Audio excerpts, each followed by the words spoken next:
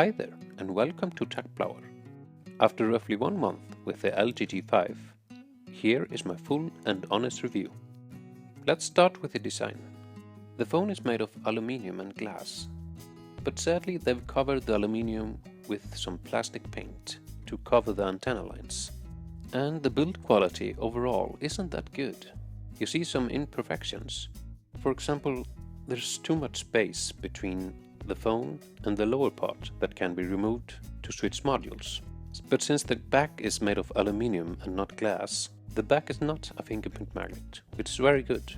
But the aluminium is quite slippery, and I would recommend using a case with this phone to avoid dropping it.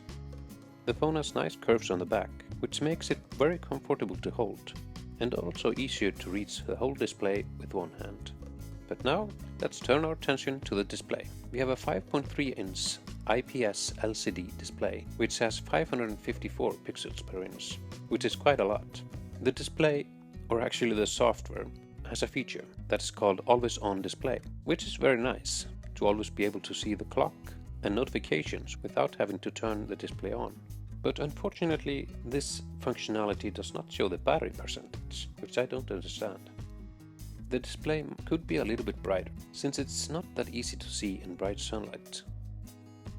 And the auto brightness functionality could be fine-tuned more. Sometimes it's very slow and in some cases very crude. And even though we have this always on display functionality, we of course sometimes want to turn on the display. So there's a nice feature double knock on the display to turn the display on. But unfortunately it's not consistent. In many cases it simply doesn't work, but in most cases it does. Now let's turn our attention to the camera. And on this phone we not only have 2 cameras, we have 3 cameras. There's a standard lens with 16 megapixel sensor, and then we have a wide-angle lens with an 8 megapixel sensor. The camera can be launched by double-clicking the volume down key. It's very nice to have that shortcut, but the launch time of the camera app varies very much when using this feature. Sometimes it's quite slow, but in other cases it's very fast and useful. The front-facing camera is quite good and has a good wide angle, especially for selfies. And of course we can take video with these lenses. But unfortunately, when recording video, we have very few manual controls. But for more details on the cameras, check out my camera settings and features video. And you can even check my video where I compare the LG G5 cameras to the iPhone 6 cameras, just by clicking the link up here. We have a fingerprint reader, and it's situated on the back of the phone. And this fingerprint reader works very well in most cases, but sometimes it takes a few attempts for the fingers to get recognized. A small trick to increase the recognition probability is to register each finger twice, then it works much better. And how about the performance and processor? We have a Qualcomm Snapdragon 820 CPU and Adreno 530 GPU and 4 GB of RAM. And in a Geekbench test we get 1014 in the single core score and 1360 in the multi-core score, which is quite worse than the Galaxy S7. And for a flagship like the LG G5, the performance isn't as smooth as expected. But of course there are times where the phone performs very well and is quite fast. But for a flagship phone, we should expect consistency in the performance.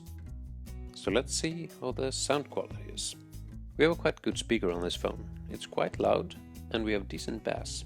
And as a bonus, I also got the camera grip. And the microphones on the phone are quite okay, but the noise cancellation could be better. It's getting a little bit more windier than before. So let's turn our attention to a topic that is very important in smartphones: battery life and charging. The LG G5 has a 2800 mAh battery and it is removable. And the phone is equipped with great fast charging. So we could both have an additional battery to switch out when the battery goes out, and even though we only have one battery, the phone charges quite fast. So I'm quite satisfied with the battery life and charging on the LG G5. Even though we've talked a little bit about the software, let's check out some additional features. For example, it's nice to see when you get a call that you have an unread message from that person. You can launch the Memo app by double-clicking the volume up button, which can be very useful if you suddenly remember something that you have to scribble down. As you have probably noticed, the LG G5 does not have any physical home and back buttons, but the on-screen controls work very well and I'd never had problems using them. And navigating the settings on the LG G5 is quite easy, and it doesn't take long to find what you're looking for. So after all this, what is my conclusion on the LG G5? It has an interesting and nice design, but the finishing touches, especially around the bottom module part, could have been improved. Thanks to the rounded edges on the back, it's very comfortable to hold and also fits very well in your pocket. The 3 cameras on the phone perform quite well, but they are lacking in low light photography. And for the video part, I would like to see more manual controls, at least exposure control. And the fingerprint on the LG G5 is conveniently placed on the back, and it worked very well in most cases. And in many cases, the phone was already unlocked when I picked it up from a pocket, because my finger was placed directly on the back of it. But for a flagship phone, I expected better and more smooth performance. But overall, I really liked using the LG G5, and despite its flaws here and there, I would recommend it for any user looking for a good phone. So that was my full and honest review of the LG G5.